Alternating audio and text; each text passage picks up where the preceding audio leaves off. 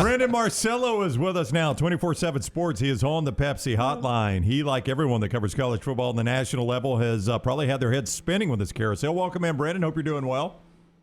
Doing great. It's been crazy the last, has it been a day? 3 days? Yes, yeah. I mean, this Brian Kelly hire, I was interested at the response. I had a lot of people telling me on Twitter last night they don't think he's a great coach. I think Brian Kelly is a fantastic coach. Now, fits or fits, I don't know how it fits at LSU, but I don't think he'll fail because he's a poor coach at LSU. Yeah, I mean, Brian Kelly's won everywhere he's been. I don't see why he won't win it at LSU. He's pulled recruits out of the state of Louisiana while at Notre Dame and out of the South. So this idea that, hey, he's not going to be able to recruit and hey, he might not fit the culture in Baton Rouge, but all coaches are in their own bubble, their own ecosystem, and they affect everything around them. So I think it's more or less that LSU is going to have to get used to the way he does things, because the way he does things has been proven to win. Doesn't mean other approaches can't win, as we've seen before at LSU. But listen, Brian Kelly is a fantastic coach. I said this weeks ago myself, and I'm sure others have too, that I thought this year was the best coaching job he's had in the last 12 years at Notre Dame. This year going in, talking to Notre Dame assistants in the offseason, they're expecting this to be kind of a rebuilding year, and that they would get back into like the national championship college football playoff hunt in 2023. That was kind of the date circled on the calendar. So I was like, wow, they're not only ahead of a schedule right now, but they're killing it in recruiting. I mean, they're top 5 in recruiting this year. It's the best recruiting class so far under Brian Kelly, or was at Notre Dame. And so I'm sitting there thinking, wow, not only has he built a consistent winner there, 5 straight 10-win seasons, but he's got them in the playoff conversation this year.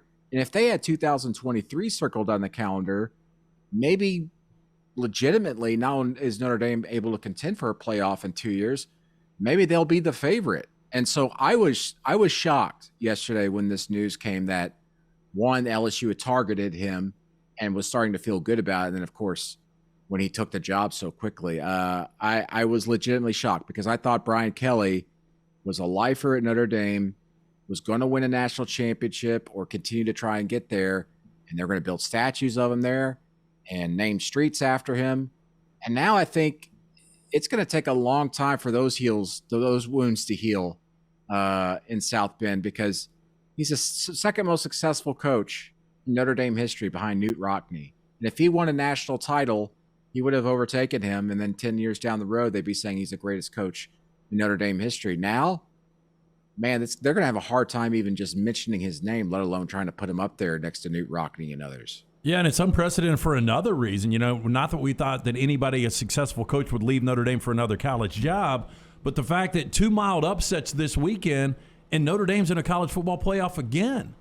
And I guess, Brandon, what happens in that situation? I mean, who ultimately – I know Marcus Freeman's going to be your interim coach right now, but who ultimately gets that job? I don't know. I mean, there are names you hear, and, the initial names, Luke Fickell at Cincinnati, I think that would be absolutely perfect. Luke Fickell, Matt Campbell at Iowa State, which he would kill for that job too. And Marcus Freeman, as you mentioned, the defensive coordinator who, by the way, as we all know, almost took the defensive coordinator job at LSU last year. What a world. And now Brian Kelly's trying to get him to follow him from Notre Dame to LSU. And another name I would add that no one's mentioning because he's probably not a legitimate candidate, but I think should really get a hard look, and one that I thought would maybe get better looks elsewhere, is Pat Narduzzi at Pitt. What he did this year was fantastic, getting double-digit wins and obviously to the ACC championship game, and bounced back. I know they lost to Western Michigan, and everybody's like, oh, well, there you go. That's the reason why. But he built a consistent team there and did it his way. And I think that he would very well fit in that culture at Notre Dame. Understands the Midwest, former Michigan State defensive coordinator, would be, I think, a fantastic fit there. But I don't think they'll go that direction. I think it's probably Luke Fickell, or it's probably going to be Marcus Freeman, the current defensive coordinator there at Notre Dame. And If I was a betting man, I'd put it on Fickle right now.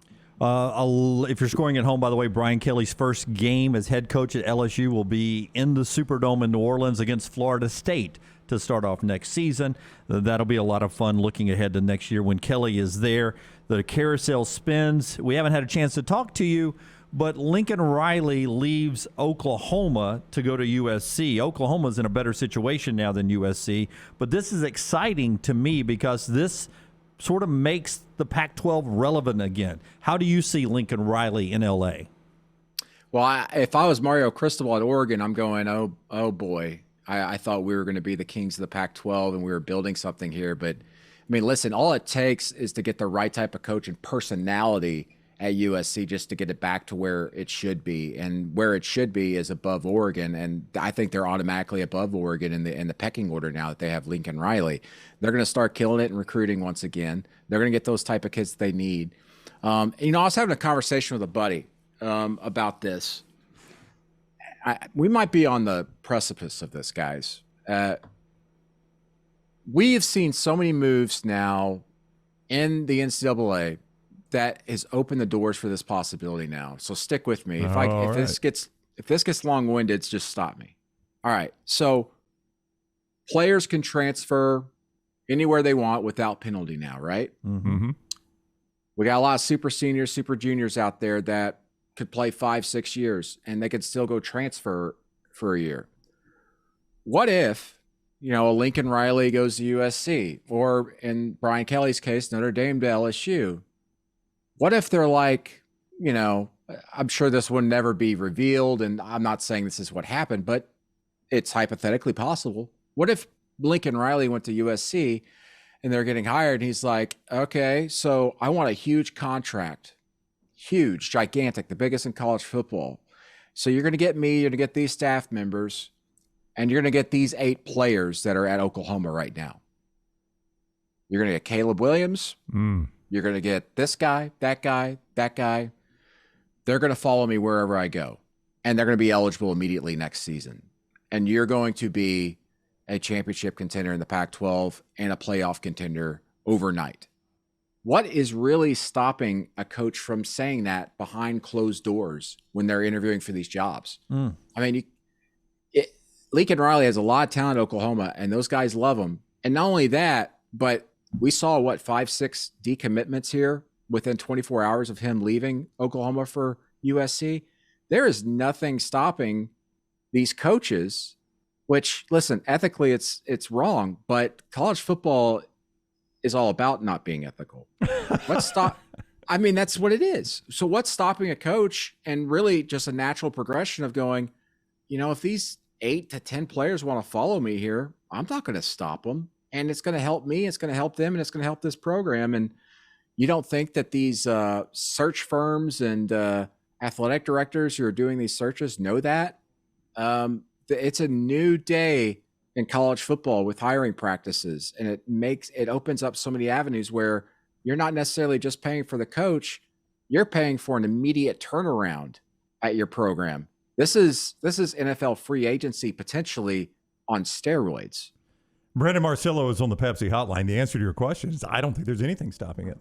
I mean, I don't know what legislation you could enact, because you've got freedom of movement for the players, so you can't restrict them because of the coaches being unethical.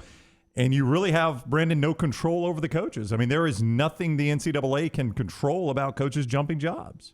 The only thing that they really do right now is, hey, other schools and coaches can't talk to players about transferring until they enter the portal. But there's intermediaries and also common sense. I mean, Caleb Williams is sitting there, and you don't think he's sitting there going, oh, Lincoln Riley just went to USC. I got a really good relationship with him.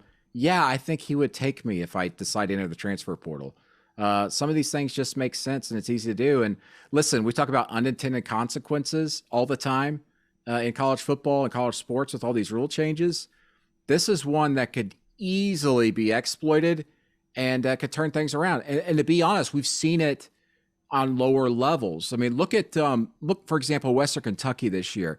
They hired away the Houston Baptist staff and was able to completely revamp that roster just by adding a few of their record-breaking offensive skill position players, receiver and quarterback, to that program at Western Kentucky. Now, nothing illegal happened there, but it's an unintended consequence of the rule. A coach leaves a program, did very well there, and if those players want to follow him somewhere and play immediately, they can do that. And Western Kentucky was the better for it. Houston Baptist, not so much.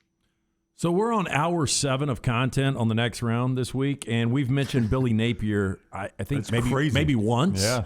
And nobody is talking about the Florida hire. And look, Brandon, I know it's kind of an unknown. He did great things at Louisiana, and it's yet to be seen what he'll be able to do with a Power 5 big-time job like Florida. But nobody's talking about this hire at all.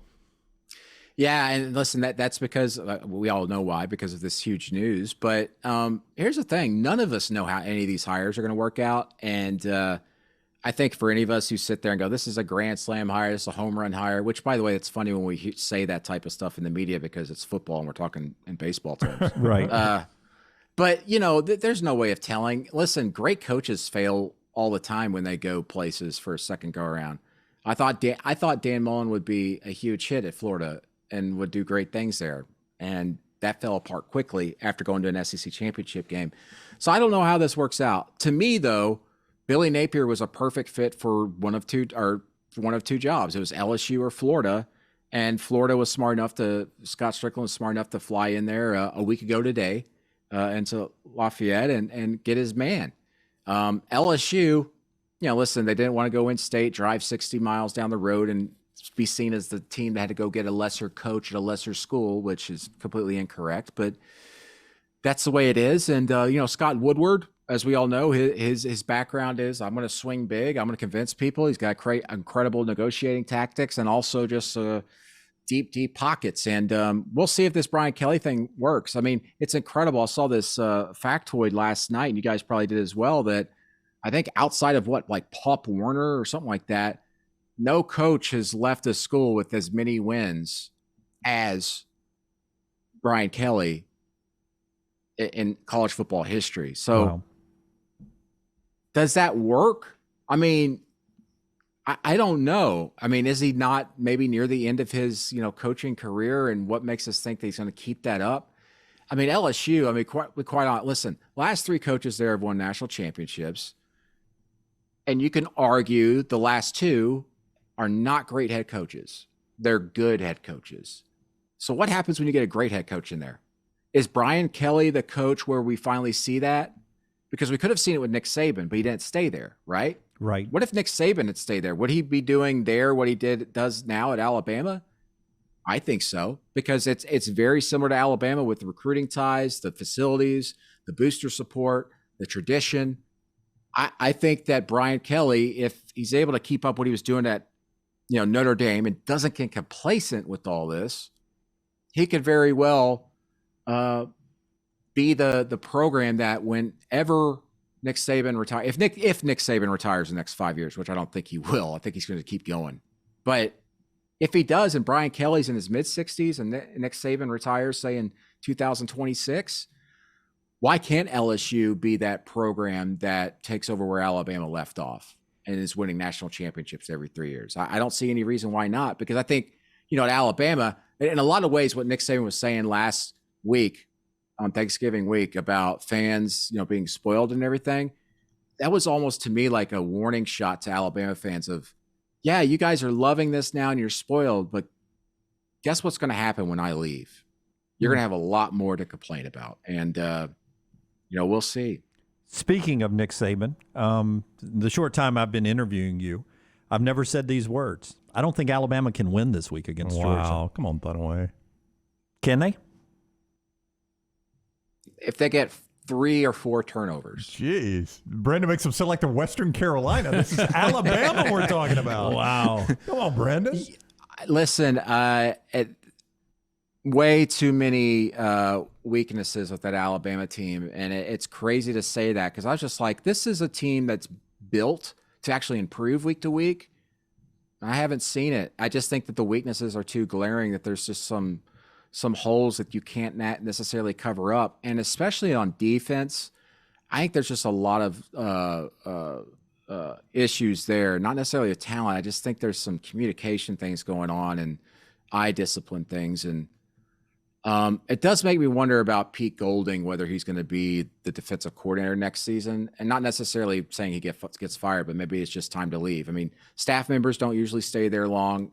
Pete Golding's probably at that point now where he probably needs to move on, and that's probably in the best interest for everybody. Pete Golding, I think, is a great coach, but I think that it's becoming clear that they've got to get a little bit of a change there. Having said that, Alabama's 11-1 after, I would say, the greatest college football team potentially in history, if not Alabama history. And they're still 11-1 and have a chance to win a national championship. That's insane. And we're, like Saban said, we've gotten so spoiled, we just automatically assume, hey, Alabama should be beating everybody by 20, 30 points. And so it's a disappointment when a game in the Iron Bowl goes to overtime, despite us knowing that weird things happen in the Iron Bowl whenever it's at Jordan-Hare Stadium for whatever reason. Having said that, this Georgia team is generational. That defense is most definitely generational. And unless Alabama's defense steps up and gets several turnovers in this game and keeps Georgia's offense off the field, which I know is crazy to say, but that offense at Georgia is way overlooked right now. It's doing incredible things. Unless they get like 3 turnovers and give the offense more chances, I think Alabama ends up losing this game potentially by double digits. All right, he is Brandon Marcello. Go follow him on Twitter at @BMarcello on Twitter, and 24/7 Sports is where you read his work. He does tremendous work there. Brandon, it's always a pleasure talking with you. We appreciate the time. All right, thanks, guys. All right, buddy, take care. Brandon with us on the Pepsi Hotline.